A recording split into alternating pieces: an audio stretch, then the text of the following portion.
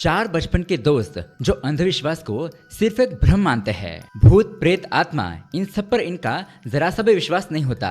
एक दिन ये साबित करने के लिए निकलते हैं कि दुनिया में हर चीज का जवाब तर्क और विज्ञान से दिया जा सकता है। लेकिन हंसी मजाक से शुरू हुई उनकी ये कोशिश धीरे धीरे एक गंभीर चुनौती बन जाती है जब उनका सामना एक रहस्यमय आध्यात्मिक व्यक्ति से होता है। उस व्यक्ति की बातें, तंत्र मंत्र, उसके इशारे, उसकी चुप्पी, ये सब कुछ उन दोस्तों की सोच को हिला देता है। भूत प्रेत ऐसा कुछ नहीं होता ये साबित करने के चक्कर में उनके साथ बहुत ही अजीबोगरीब और डरावनी घटनाएं होने लगती है। जैसे जैसे सच की परतें खुलती है उन्हें एहसास हो जाता है कि जीवन और मृत्यु के बीच में कुछ ऐसा रहस्य है जिसे समझना आसान नहीं है। अब ये सिर्फ अंधविश्वास को गलत साबित करने की लड़ाई नहीं रह जाती, ये एक टकराव तर्क और आस्था के बीच की लड़ाई बन जाती है जहां उनका हर एक कदम उन्हें डर, संदेह और अनजान रास्ते की तरफ ले जाता है। अब सवाल यह है, क्या ये दोस्त अपने विश्वास पर टिक पाएंगे या पैरानॉर्मल एनर्जीज उनकी सोच को हमेशा के लिए बदल कर रख देगी? यही देखेंगे हम आज की हॉरर कहानी में जिसका नाम है ईशा। ये मूवी हाल ही में साउथ में रिलीज हुई है जो कि बहुत ही इंटरेस्टिंग है और आपको बहुत ही पसंद आएगी। और भाई साहब, एंडिंग में जो क्लाइमैक्स रिवील होता है उसका तो कोई जवाब ही नहीं है। तो उसे देखने के लिए वीडियो को एंड तक जरूर देखना। तो चलिए बिना किसी देरी के शुरू करते हैं आज की कहानी। दोस्तों, कहानी की शुरुआत होती है चार बहुत ही अच्छे दोस्तों से जिसमें कि दो लड़कियां और दो लड़के होते हैं। जब ये चारों स्कूल से अपने घर की तरफ जा रहे होते हैं तो तभी एक लड़की अपने फ्रेंड से पूछती है कि यह आत्माओं का मतलब क्या होता है। कल कोई बूढ़ी औरत हमारे घर के पास आकर मेरी दादी से बात कर रही थी, आत्मा के बारे में कुछ बोल रही थी। कोई लड़की आत्महत्या करके मर गई और उसकी आत्मा उसके फ्रेंड के शरीर में आ गई। क्या सच में दुनिया में आत्माएं होती है?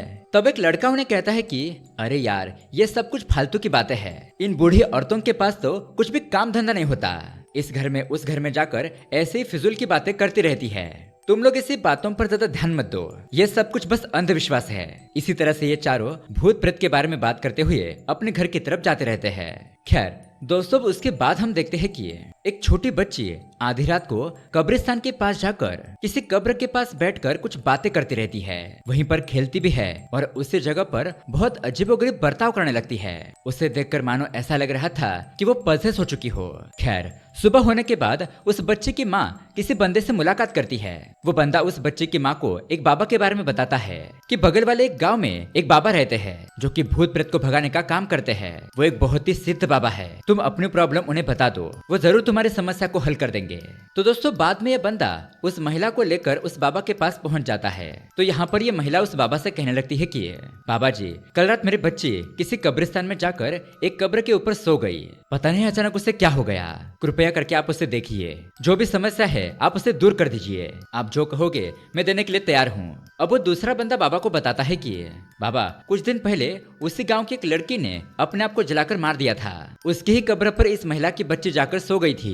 अब उसके बाद हम देखते हैं वो बाबा उस छोटी बच्ची को एक खटिया से बांधकर कुछ मंत्र वगैरह पढ़ने लगता है। उस बच्ची के शरीर पर कुमकुम वगैरह छिड़कता है और उसे कहने लगता है कि तुम खुद को समझती क्या हो? अगर तुम किसी भी शरीर में आओगी तो क्या मैं तुम्हें पहचान नहीं लूंगा? तुम चाहे जितने भी रूप धारण करो, मैं तुम्हें आसानी से पहचान सकता हूँ। और अब देखो, इस बार मैं तुम्हें बंदी बनाकर ही रखूंगा। जल्द से जल्द तुम इस बच्ची के शरीर से निकल जाओ, वरना यहीं पर तुम्हें जलाकर भस्म कर दूंगा। इस तरह से उस बच्ची को काफी सारे कोड़े मारने लगता है। अब ये सब कुछ देखकर बच्ची की माँ बहुत रोने लगती है। उस बाबा से कहती है कि बाबा, बच्ची को छोड़ दो, आप उसे मत मारो, उसे बहुत दर्द हो रहा होगा। तो वो बाबा कहता है कि तुम चुप रहो, तुम इस आत्मा के बहकाव में आ रही हो, इसलिए बस तुम्हें अपनी बेटी का दर्द दिखाई दे रहा है। इसके अंदर तो एक बहुत ही खतरनाक आत्मा है, अगर यह आत्मा यहाँ से नहीं जाएगी तो तुम सारे लोग मारे जाओगे। खैर अब उसके कुछ दिनों बाद हम देखते हैं वो छोटी बच्ची मर चुकी होती है। इसी कब्रिस्तान के पास वो चार फ्रेंड भी मौजूद होते हैं जो कि अब बड़े हो चुके हैं। इनके नाम होते हैं नैना, कल्याण, अपर्णा और विनय। अब ये जो छोटी बच्ची मरी होती है ना, उस बच्चे की माँ नैना के घर पर काम करती थी। अब उसके बाद रात को हम देखते हैं नैना अपने घर पर सो रही होती है, लेकिन तभी उसके साथ कुछ पैरानॉर्मल घटनाएं होने लगती है। जैसे कि उसे अपने घर में छोटी बच्ची के पैरों के निशान दिखाई देते हैं और वो भी खून से लथपथ। वो खून भरे कदमों के निशान कर्टन के पीछे जा रहे होते हैं। अब नैना डरते हुए उस कर्टन को हटाती है तो वो देखती है कि कर्टन के पीछे वही बच्ची खड़ी है, लेकिन उसका रूप बहुत ही खतरनाक होता है। ये सब कुछ देखकर तो नैना बहुत ही डर जाती है। लेकिन दोस्तों, यहाँ पर हमें पता चलता है कि ये सब कुछ नैना का बस बुरा सपना था। खैर अब सुबह होने के बाद नैना यही बात अपने फ्रेंड के पास जाकर बताती है कि वो बच्ची तो बचपन से ही हमारे घर में पल बड़ी, वो बच्ची तो मेरे दिमाग से जा ही नहीं रही है। और दोस्तों, उस बच्ची को तो बस नींद में चलने की बीमारी थी, लेकिन लोगों के अंधविश्वास ने उस बच्ची को मार दिया। दुनिया में ऐसे काफी सारे ढोंगी बाबा है, हमें उनका पर्दाफाश करना चाहिए, तभी हमारे समाज में लोगों के अंदर जागरूकता आएगी। तो नैना के सारे फ्रेंड नैना की बात पर एग्री करते हैं। नैना कहती है कि चलो हम ऐसे भूत तंत्र मंत्र ये सब कुछ करने वाले सभी लोगों को एक्सपोज करते हैं। अब उसके अगले सीन में हमें उसी बाबा को दिखाया जाता है और दोस्तों यहाँ पर हमें पता चलता है कि सच में ये बाबा ढोंगी बाबा होता है। इसका असिस्टेंट जानबूझकर लोगों के पास जाकर भूत प्रेत का नाटक करता है और गाँव में लोगों के बीच अंधविश्वास फैलाकर ये लोग अपना बिजनेस चलाकर लोगों से पैसे लूटते हैं। लोगों के डर को ही ये बाबा अपना हथियार बनाता है। इस बाबा का असिस्टेंट पहले गाँव के अंदर जाकर सारी इन्फॉर्मेशन इकट्ठा करता है कि हाल फिलहाल में इस गांव में किसकी मौत हुई है, उसकी सारी हिस्ट्री निकालता है और वो इन्फॉर्मेशन इस बाबा को बताता है। तो ये बाबा उस गांव में जाकर उन लोगों को सारी बातें बताता है, जिससे कि गांव के लोगों को लगता है कि ये बाबा कोई अंतर्यामी बाबा है। लेकिन अब इस बाबा का पर्दाफाश करने के लिए नैना अपर्णा यहाँ पर आते हैं, यानी कि एक तरह से यहाँ पर उसका स्ट्रिंग ऑपरेशन करते हैं और फाइनली पुलिस वाले उस ढोंगी बाबा को गिरफ्तार करके ले जाते हैं। इन चारों की मदद से उस बाबा की सच्चाई सब लोगों के सामने आ चुकी थी। उसके बाद ये चारों एक दरगाह के पास जाकर एक और बाबा को एक्सपोज करते हैं। अब धीरे धीरे इन चारों लोगों का काम बहुत ही वायरल होने लगता है। लेकिन एक दिन नैना की माँ उसे आकर डांटने लगती है। वो कहती है कि आजकल लड़कियों की शादी होना बहुत ही मुश्किल हो गया है और ऊपर से तुम ये भूत प्रेत भगाने के चक्कर में टीवी पर भी आ रही हो। अब ऐसे में तुमसे कौन लड़का शादी करेगा? जिस पर नैना अपनी माँ को समझाते हुए कहती है कि माँ, वो बच्ची ऐसे ही नहीं मरी, उसको तो बस नींद में चलने की बीमारी थी। बस अगर कोई उस बच्ची को अच्छे डॉक्टर के पास ले जाता तो वो तो कुछ ही महीनों में ठीक हो जाती। लेकिन उस ढोंगी बाबा ने उसे कोड़े मार मार कर मार दिया। दुनिया में ऐसे कई सारे लोग हैं माँ, जो ऐसे अंधविश्वास में पड़कर अपना सब कुछ गवा रहे हैं। हम जितना हो सके उन लोगों को बचाएंगे और इन ढोंगी बाबा को एक्सपोज करेंगे, ताकि ये ढोंगी बाबा इस तरह से बेवजह किसी की जान ना ले, पैसे के नाम पर लोगों को ना लूटे। खैर, अब उसके बाद हम देखते हैं एक दिन ये चारों किसी कैफे पर मुलाकात करते हैं। तो यहाँ अपर्णा और विनय एक खुशखबरी सुनाते हैं कि अपर्णा माँ बनने वाली है। दरअसल दोस्तों, विनय और अपर्णा हस्बैंड वाइफ होते हैं। तो ये खबर जानने के बाद ये चारों बहुत ही खुश हो जाते हैं और इसी के साथ हमें यहाँ पर एक और बात पता चलती है कि अपर्णा और विनय ने अपने घर से भागकर शादी की थी। शादी होने के बाद अभी तक वो लोग अपने माँ बाप से नहीं मिले थे। अब यहाँ पर एक और बात रिवील होती है। दरअसल जो कल्याण होता है वो नैना से बहुत ज्यादा प्यार करता है। बचपन से लेकर आज तक वो उसे पसंद करता है, लेकिन अभी तक उसने नैना को प्रपोज नहीं किया। तो यहाँ विनय कल्याण से बात करते हुए कहता है कि देखो भाई, तुम जल्द से जल्द नैना को प्रपोज कर दो, जैसे कि हम चारों फ्रेंड अच्छे से एक ही फैमिली बनकर रहेंगे। लेकिन दोस्तों, कल्याण नैना को प्रपोज करने से डर रहा होता है। उसे लग रहा था कि अगर नैना को ये बात बुरी लगी तो उनकी फ्रेंडशिप भी टूट ना जाए। और कल्याण ने तो नैना के लिए फॉरेन का ऑफर भी ठुकरा दिया था, क्योंकि अगर वो फॉरेन जाता तो नैना से दूर हो जाता। और दरअसल ये चारों एक सॉफ्टवेयर एम्प्लॉयज होते हैं। खैर, अब कुछ महीनों बाद इन चारों को आदिदेव नाम के एक बंदे के बारे में पता चलता है। तो कल्याण इस आदि की डिटेल्स निकालता है और इन लोगों को बताता है कि हमारा नेक्स्ट टारगेट यह आदिदेव है। अब तक हमने जितने भी बाबाओं को एक्सपोज किया है, उन बाबाओं में से ये बाबा अलग है। पहले ये अमेरिका में बहुत बड़ा न्यूरोसर्जन हुआ करता था। इसके फादर इंडियन, मदर पाकिस्तानी। उसकी सारी फैमिली अमेरिका जाकर शिफ्ट हो गई। वहीं पर आदि ने शादी भी कर ली थी, लेकिन पता नहीं एक दिन उसे अचानक क्या हुआ, इस आदि की पत्नी मर गई। उसके केस में पुलिस वाले ने आदि को ही गिरफ्तार किया था, लेकिन ठोस सबूत न मिलने की वजह से उसे बाइज्जत बरी कर दिया गया। अब फिलहाल यह आदि इंडिया वापस आकर आंध्रा और उड़ीसा के बॉर्डर पर बाबा बनकर काम कर रहा है, मतलब कि भूत प्रेत भगाने का धंधा चला रहा है। अब उस आदि की पत्नी के साथ क्या हुआ था, इसकी एक छोटी क्लिप भी दिखाता है, यानी कि सीसीटीवी फुटेज का एक क्लिप। अब एक रात को उस आदि की पत्नी अपनी नींद से जागकर बहुत ही अजीबोगरीब हरकतें करने लगी, यानी कि अचानक से अपने पूरे घर में घूमने लगी। उसने एक चाकू लेकर अपनी ही जुबान काट दी। अब ये चीजें जानने के बाद वो बाकी के फ्रेंड बहुत ही शॉक हो जाते हैं कि एक इतना बड़ा डॉक्टर ऐसे काम क्यों कर रहा है। अब अपर्णा डरते हुए कहती है कि नहीं यार, मुझे लगता है कि ये बंदा बहुत ही खतरनाक है, हमें इससे पंगा नहीं लेना चाहिए। लेकिन यहाँ पर बाकी फ्रेंड अपर्णा को समझाने लगते हैं कि नहीं अपर्णा, हमें ये काम करना ही होगा। वो एक डॉक्टर होकर एक बाबा बनकर कैसे काम कर सकता है? वो लोगों को गुमराह कर रहा है और ये सब कुछ वो पुलिस से बचकर कैसे कर सकता है? गाँव में रहकर अपनी जिंदगी गुजार रहा है। अब लोगों की जिंदगी से हम उसे और खेलने नहीं देंगे, हमें उसे एक्सपोज करना ही पड़ेगा। लेकिन फिर भी अपर्णा थोड़ा सा हिचकिचाने लगती है। अब दोस्तों, जहाँ उसके फ्रेंड जाएंगे उसे तो वहाँ पर जाना ही पड़ेगा। अब जैसे जैसे ही वीकेंड आता है ये चारों उस गांव पर जाने लगते हैं जहां वो आदिदेव रहता है। और दोस्तों यहाँ पर एक बात यह भी है कि अपर्णा को तीसरा महीना चल रहा होता है, जैसा कि हमें पता है वो प्रेग्नेंट है। अब इसी जर्नी के दरमियान अपर्णा और विनय के बीच छोटा सा झगड़ा हो जाता है। जैसे कि हर पति पत्नी में छोटी मोटी नोकझोंक होती रहती है, उसी तरीके से विनय अपर्णा से नाराज होने लगता है। अब उसके बाद सीन शिफ्ट होता है और एक छोटे से गाँव को दिखाया जाता है। इस गाँव में पुण्यवती नाम की एक महिला अपने फैमिली के साथ हंसी खुशी अपनी जिंदगी गुजारती रहती है। उसका एक बच्चा होता है और वो अपने बेटे से बहुत ज्यादा प्यार करती है। फिलहाल पुण्यवती, उसका हस्बैंड और उसका बेटा किसी शादी पर जाने के लिए निकलते हैं। अब उनके गांव के बगल में कुछ आदिवासी भी रहते हैं और फिलहाल एक आदिवासी के बच्चे के शरीर में किसी की आत्मा होती है। तो वो पति पत्नी अपने बच्चे को लेकर किसी बाबा के पास जाने लगते हैं। यहाँ इस तरफ ये चारों फ्रेंड उसी आदिदेव बाबा को ढूंढ रहे होते हैं, मतलब कि उसी गांव पर। अब यहाँ झगड़ा होने की वजह से इन चारों का मूड थोड़ा ऑफ होता है और माहौल भी बहुत ही शांत हो गया था। तो नैना विनय से मजाक करने लगती है कि अरे विनय, अब अपना गुस्सा थूक भी दो, अपर्णा ने तुम्हें सॉरी बोल तो दिया है ना। इस तरह से अब ये चारों दोस्त हंसी मजाक करने लगते हैं। लेकिन दोस्तों तभी अचानक उनकी गाड़ी के सामने पुण्यवती और उसके हस्बैंड की बाइक आ जाती है। कल्याण उन दोनों को और अपने आप को बचाने के लिए गाड़ी को घुमाने लगता है और उसी तरह से पुण्यवती का हस्बैंड भी अपनी बाइक को साइड लेता है।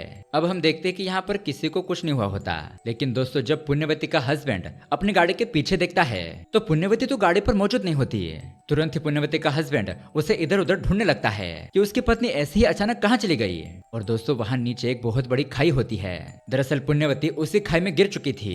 अब उसी रास्ते से वह आदिवासी अपनी बेटी को लेकर जा रहे होते हैं। पुण्यवती के हस्बैंड को देखकर ऑटो को रुकाकर इसके पास जाते हैं। वो आदिवासी कहता है कि देखो तुम फिक्र मत करो, मैं नीचे जाकर तुम्हारी पत्नी को लेकर आता हूँ। इस तरह से वो बंदा पुण्यवती के पास जाने के लिए नीचे उतरता है। दरअसल उस वक्त पुण्यवती की सांसें चल रही थी, लेकिन जब तक वो पुण्यवती को बचा पाता पुण्यवती वहीं पर मर जाती है।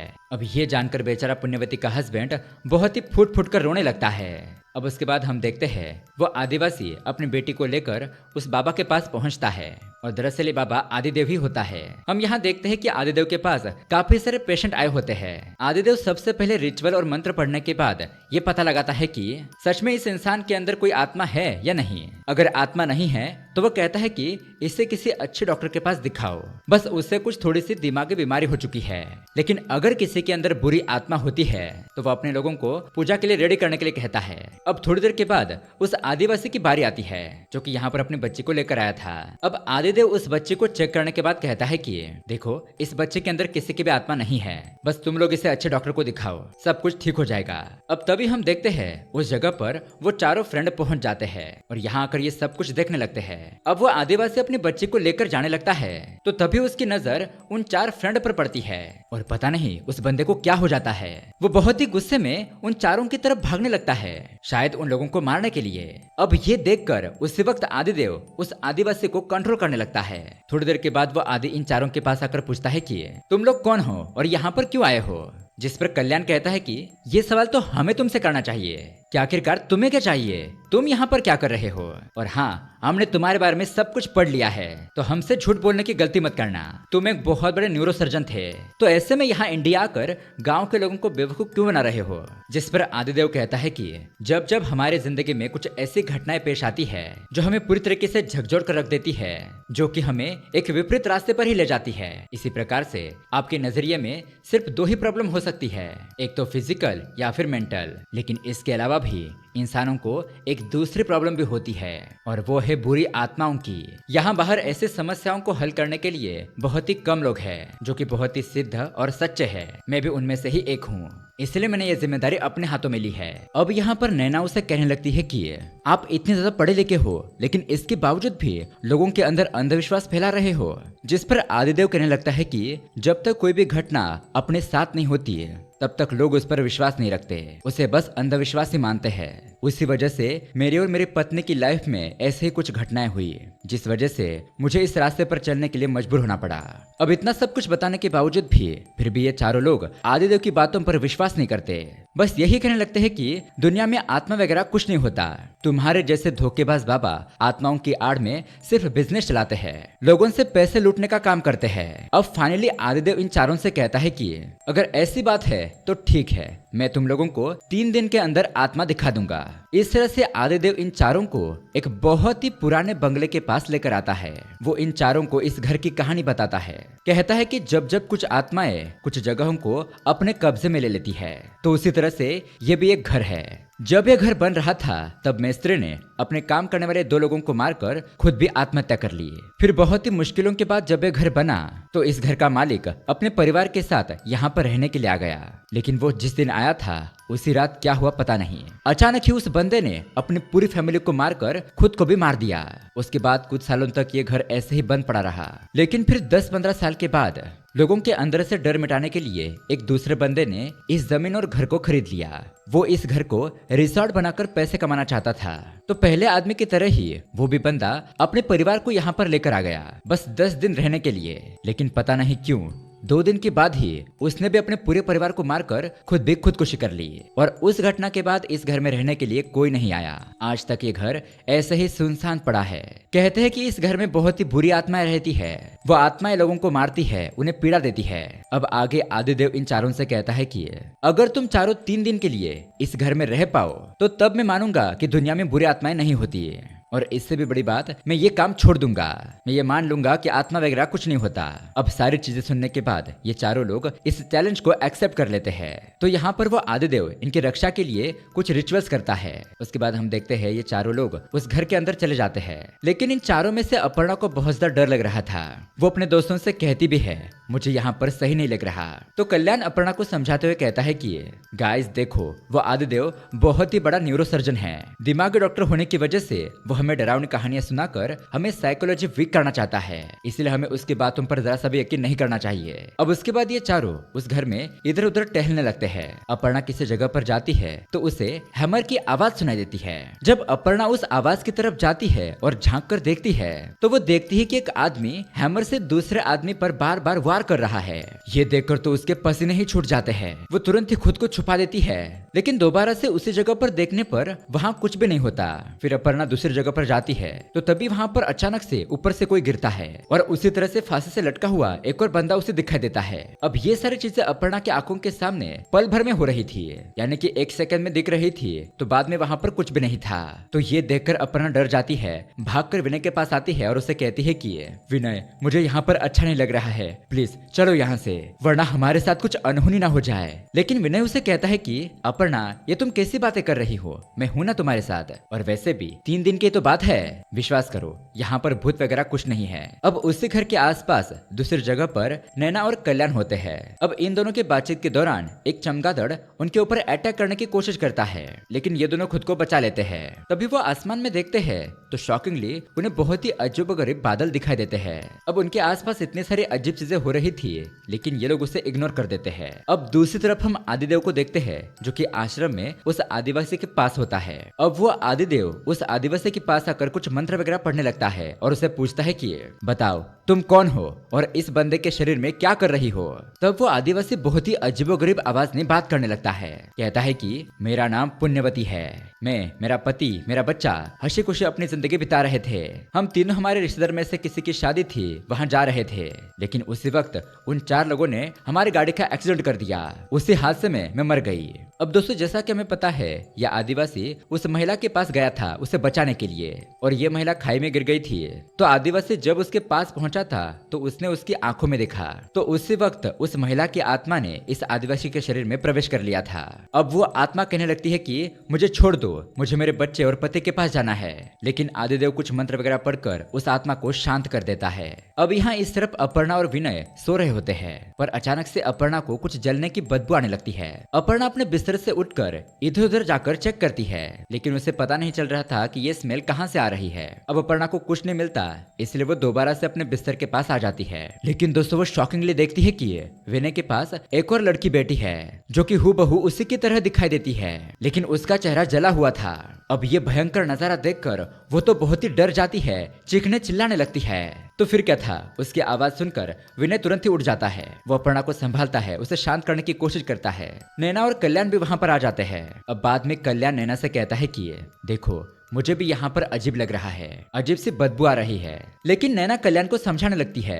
वो उसे कहती है कि अरे कल्याण, क्या तुम भी अपर्णा जैसी बातें कर रहे हो? वो तो पहले से ही डरी हुई है, इसलिए वो ये सब कुछ सोच रही है। थोड़ा दिमाग को शांत रखो, यहाँ पर कुछ नहीं है। लेकिन दोस्तों, यही कहने वाली नैना के साथ कुछ देर के बाद अजीबोगरीब घटनाएं होने लगती है। नैना बस ऐसे ही अपने आप को शीशे में देख रही होती है तो उसे अपना चेहरा अजीब सा नजर आता है। ये देखकर वो भी शॉक रह जाती है। अब बाद में वो चेहरा तुरंत ही गायब भी हो जाता है। नैना अपने बाकी दोस्तों के पास जाकर कहती है कि हाँ, तुम लोग सही कह रहे थे, यहाँ पर जरूर कुछ है और अजीब सी बदबू भी आ रही है। इसलिए अब ये सारे लोग उस घर में इधर उधर ढूंढने लगते हैं कि आखिरकार ये बदबू आ कहाँ से रही है। तब उन्हें पता चलता है कि किसी जगह पर कुछ जला हुआ है, मतलब कि वहाँ से धुआं आ रहा था। अब दूसरे दिन हम देखते हैं आदिदेव इन चारों के पास आता है इन लोगों को चेक करने के लिए। तो नैना यहाँ पर आदिदेव से कहती है कि हम लोगों को डराने के लिए तुमने इतने चीप आइडिया ट्राई किए, तुम ऐसा करोगे ये तो हमने सोचा नहीं था। कल रात तुमने यहाँ पर कुछ अजीब सी चीज जलाई थी और उस धुएं को सूंघने की वजह से हमें हेलुसिनेशन होने लगा। तो आदिदेव कहने लगता है कि नहीं, मैंने ऐसा कुछ भी नहीं किया था, मैंने यहाँ पर कोई भी ड्रग्स नहीं जलाया, बस मैंने तो यहाँ पर तुम लोगों की रक्षा के लिए एक रिचुअल किया था, मामूली सा धूप लोबान जलाया था। लेकिन ये लोग कहते हैं कि हमें पहले ही दिन तुम्हारे कैरेक्टर के बारे में पता चल गया है, तुम एक ढोंगी बाबा हो, बस अब हम लोग यहाँ से जा रहे हैं। तो आदिदेव कहने लगता है कि इसका मतलब तुम लोग हार गए, जो कि एक रात में ही डरकर यहाँ से भाग रहे हो। तो ये चारों लोग कहते हैं कि हमने पहले ही तुम जैसे बाबाओं को एक्सपोज कर दिया है। ठीक है, अगर तुम्हारे हिसाब से हम लोग यहाँ पर और 2 दिन रुक जाएंगे तो उससे भी हमारे साथ कोई भी अहित नहीं होगा, लेकिन तुम्हें हमारी बात माननी होगी, तुम यहाँ पर कोई भी पूजा पाठ नहीं कर सकते, इस सबको हटा दो। आदिदेव उन लोगों को समझाने लगता है कि अगर मैं ये रिचुअल्स यहाँ से हटा दूं तो वो आत्माएं तुम लोगों को नुकसान पहुंचा सकती है। लेकिन दोस्तों, फिर भी ये चारों लोग नहीं मानते। खैर, अब बाद में ये चारों ऐसे ही उस गांव में इधर उधर टहलने लगते हैं। अब उसी दरमियान में जब अपर्णा आसमान की तरफ देखती है तो उससे भी कुछ अजीब तरह के बादल नजर आते हैं, जिस तरह से नैना और कल्याण को नजर आए थे। अब बाद में नैना एक छोटी बकरी के बच्चे के पास जाती है और वो बकरी का बच्चा बहुत ही प्यारा होता है। लेकिन यहाँ पर वो बकरी का बच्चा उसके हाथ में से निकलकर छोटी सी खाई के नीचे गिर जाता है और बेचारा वो बकरी का बच्चा तड़प तड़प कर मर जाता है। अपर्णा ये सब कुछ देखकर बहुत ही डर जाती है और वहां से चली जाती है। अब इसी दौरान हम देखते हैं कि विनय इनसे थोड़ा पीछे होता है। तभी वहां विनय के पास एक कुत्ता आता है और उसे घेर लेता है। उसे देखकर विनय बहुत ज्यादा डरने लगता है। दरअसल अगर वो थोड़ा सा भी पीछे जाएगा तो खाई में गिर सकता था और इतने में ही वो कुत्ता विनय के ऊपर हमला कर देता है। अब शायद विनय उस कुत्ते के हमले से बच जाता है। वही दूसरी तरफ हम उस बंदे आदिवासी को उस आश्रम से भागता हुआ देखते हैं। वो भागकर उस महिला के घर पर आता है। वहां पर अपनी फैमिली को देखकर बहुत ही रोने लगता है। यानी कि दोस्तों, उसके शरीर के अंदर जो पुण्यवती की आत्मा थी वो रोने लगती है। पुण्यवती की आत्मा अपने बेटे के पास जाकर उसे प्यार करने लगती है। लेकिन तभी वहां पर गांव के लोग इस चीज को देखकर आदिवासी को मार पीट कर वहां से भगा देते हैं। अब रात को विनय उस घर पर वापस लौटता है तो अपर्णा उसे देखकर कहती है कि तुम इतनी देर तक कहाँ रह गए थे, चलो अब तुरंत यहाँ से निकलते हैं। लेकिन दोबारा ये बाकी 3 लोग अपर्णा को समझाने लगते हैं कि अरे कल का बस लास्ट दिन ही बचा है, रुक जाओ। अब इतने में ही शॉकिंगली वहां पर वो आदिवासी आ जाता है, यानी कि उसके अंदर जो पुण्यवती की आत्मा थी वो। अब उसे देखकर ये चारों अपने आप को बचाने के लिए वहां से भागने लगते हैं। ये चीज देखकर पुण्यवती उनका पीछा करने लगती है। वो ऊपर से नीचे कूद जाती है, लेकिन गिरने के बावजूद भी उस आदिवासी को कुछ नहीं होता। वो इन चारों की तरफ भागने लगता है। अब बेचारी अपर्णा तो प्रेग्नेंट होने की वजह से ज्यादा दूर तक भाग नहीं पाती। ये दोनों किसी जगह पर छुप जाते हैं। अब लकीली आदिदेव वहां पर पहुंच जाता है और दोबारा से इस आत्मा को कंट्रोल करने की कोशिश करता है। फिर ये चारों लोग आदिदेव से पूछते हैं कि ये बंदा कौन है और हमें देखकर हमारे ऊपर हमला क्यों कर रहा है। आदिदेव उन चारों से कहता है कि इस बंदे के शरीर में पुण्यवती नाम की महिला की आत्मा है। जब आप लोग यहाँ पर आ रहे थे तो गलती से उसका एक्सीडेंट हो गया, तो वही आत्मा आपको मारना चाहती है। अब ये सुनने के बाद उन लोगों को लगता है कि आदिदेव उन्हें झूठी कहानी सुना रहा है। ये बंदा आदिवासी एक एक्टर होगा। वो कहते हैं कि तुम दोनों ने बहुत ही बेहतरीन एक्टिंग की है, लेकिन हम इस एक्टिंग से नहीं डरने वाले। खैर, अब उसके बाद रात को हम देखते हैं कल्याण सो रहा होता है तो तभी अचानक उसे अजीबोगरीब आवाजें सुनाई देती है, किसी के रोने की।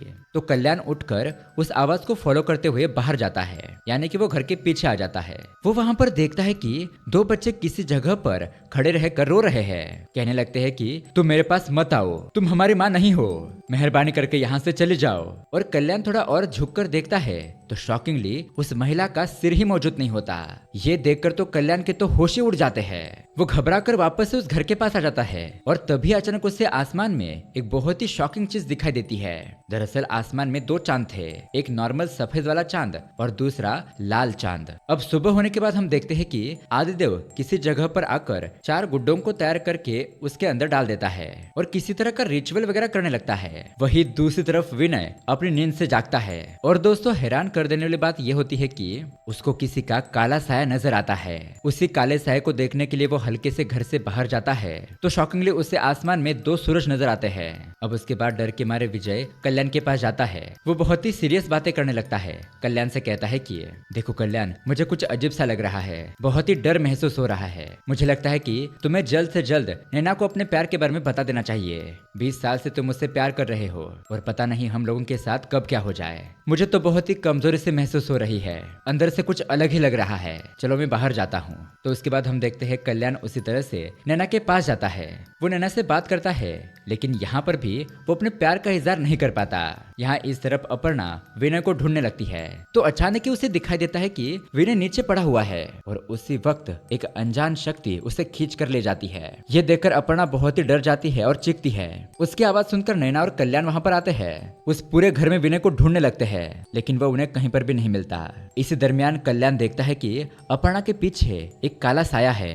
अब अपर्णा जब पीछे पलटकर देखती है तो वो काला साया अपर्णा को भी अपने साथ खींच ले जाता है। ये देखकर कल्याण और नैना दोनों ही घबरा जाते हैं, उस घर से भागने लगते हैं। अब भागते भागते ये दोनों एक पहाड़ी के ऊपर पहुंच जाते हैं। नैना कल्याण से पूछती है कि हम लोग यहाँ पर क्यों आए हैं। कल्याण उसे समझाता है कि नैना सच में उस घर में कुछ है। मुझे वहां पर एक काला साया नजर आया था जो कि विनय और अपर्णा को अपने साथ ले गया। लेकिन दोस्तों अभी भी नैना को उसकी बातों पर विश्वास नहीं हो रहा था। नैना उसे कहती है कि क्या कल्याण तुम भी ऐसी फालतू की बातें करते हो, चलो छोड़ो मैं जा रही हूँ, तुम आना चाहते हो तो आ जाओ। लेकिन दोस्तों शॉकिंगली उसी वक्त कल्याण के पीछे भी वही काला साया आ जाता है और वो काला साया कल्याण को वहां पर मौजूद पानी में गिरा देता है। ये चीज देखकर नैना भी शॉक रह जाती है। अब उसी टाइम पर वहां पर वो बाबा आदिदेव पहुंच जाता है। नैना उसके सामने हाथ जोड़कर रिक्वेस्ट करने लगती है कि आदिदेव जी प्लीज कल्याण को बचा लीजिए। मैं मानती हूँ कि आत्माएं होती है, प्लीज उसे बचा लीजिए। लेकिन दोस्तों यहाँ पर आता है बहुत बड़ा ट्विस्ट। आदिदेव कहता है कि वो तो कब का मर चुका है और हाँ सिर्फ वही नहीं बल्कि तुम चारों लोग मर चुके हो। दरअसल दोस्तों 3 दिन पहले जब ये चारों आदिदेव के पास आए थे तो जैसा कि हमें पता है उनकी गाड़ी के सामने पुण्यवती की फैमिली भी आ रही थी और उसे बचाने के चक्कर में इन लोगों ने अपनी गाड़ी को मोड़ दिया था, जिस वजह से इनकी गाड़ी खाई में गिर गई और उसी वक्त इन चारों लोगों की मौत हो गई थी खाई में गिरकर और अलग अलग तरीके से ये चारों लोग मर गए थे। गाड़ी में से पेट्रोल गिरकर अपर्णा जलने लगती है। वो कल्याण पानी में गिरकर मर गया था और बाकी दोनों भी उसी तरीके से। यहाँ पर आदिदेव नैना से कहने लगता है कि देखो तुम चारों की मौत अचानक हुई थी और आसपास का वातावरण, ये प्रकृति तुम चारों को आगाह कर रही थी। वो जो सारी चीजें तुम्हें दिख रही थी, जो तुम महसूस कर रहे थे, वो तुम्हें यही बताने की कोशिश कर रही थी कि तुम लोग मर चुके हो। जैसे कि अपर्णा को जली हुई स्मेल आना, क्योंकि वो तो आग लगने की वजह से मर गई थी। सेम नैना के साथ भी वही हुआ था। और आसमान में उन्हें जो अजीबोगरीब नजारे दिख रहे थे, 2 चांद, जो सूरज दिखाई दे रहे थे, ये सब उन लोगों के लिए संकेत था कि वो लोग मर चुके हैं। यहाँ पर आदिदेव कहने लगता है कि जब पहली बार तुम चारों लोग मेरे पास आए थे, मैंने तुम्हें देखा था तो तभी मैं समझ गया था कि तुम लोग मर चुके हो, लेकिन तुम्हें नहीं पता कि तुम्हारी मौत हो चुकी है। इसलिए तुम चारों को समझाने के लिए मैं तुम लोगों को इस घर में लेकर आया, 3 दिन यहाँ पर रहने के लिए कहा। और हालांकि इस घर में कोई बुरी आत्मा नहीं है और मैंने ऐसा इसलिए किया क्योंकि अगर मैं तुम लोगों को ऐसे ही छोड़ देता तो तुम चारों की आत्माएं ऐसे ही भटकती रहती। इसलिए मैंने कुछ रिचुअल्स करके तुम लोगों की आत्माओं को शांति देने लगा। यानी कि दोस्तों जो काला साया नजर आ रहा था वो और कोई नहीं बल्कि मौत होती है जो उन्हें अपने साथ ले गई थी। अब ये सब कुछ सुनने के बाद नैना उसे कहती है कि देखिए आदिदेव जी, मैं आखिरी बार अपने फैमिली को देखना चाहती हूँ। तो यहाँ दूसरी तरफ हम देखते हैं नैना की फैमिली नैना का पिंडदान कर रही होती है, क्योंकि एक्सीडेंट की घटना के बारे में उन लोगों को पता चल गया था। तो अब यहाँ नैना की फैमिली को दिखाने के बाद आदिदेव नैना से कहता है कि अब तुम्हें भी जाना होगा, तुम एक आत्मा हो, ऐसे यहाँ पृथ्वी पर नहीं भटक सकती और तुम यहाँ पर रहोगी, ये सब कुछ देखोगे तो ये तुम्हारे लिए ही दर्दनाक होगा। अगर तुम अपने मर्जी से जाओगी तो ये सफर अच्छा रहेगा। लेकिन इतना समझाने के बावजूद भी नैना आदिदेव से कहती है कि नहीं, मैं नहीं जाऊंगी। और दोस्तों इसी बात पर ये कहानी यहीं पर एंड हो जाती है। लगता है अब नैना की आत्मा आगे क्या करने वाली है ये दिखाने के लिए ये इस मूवी का दूसरा पार्ट लाएंगे और इस तरह से ये कहानी यहीं पर एंड हो जाती है। तो दोस्तों ये हॉरर कहानी आपको कैसी लगी हमें कमेंट करके जरूर बताइएगा। साथ ही ऐसे ही अमेजिंग मूवी देखने के लिए हमारे चैनल को सब्सक्राइब जरूर कीजिए। चलिए मिलते हैं अगली वीडियो में। Keep watching.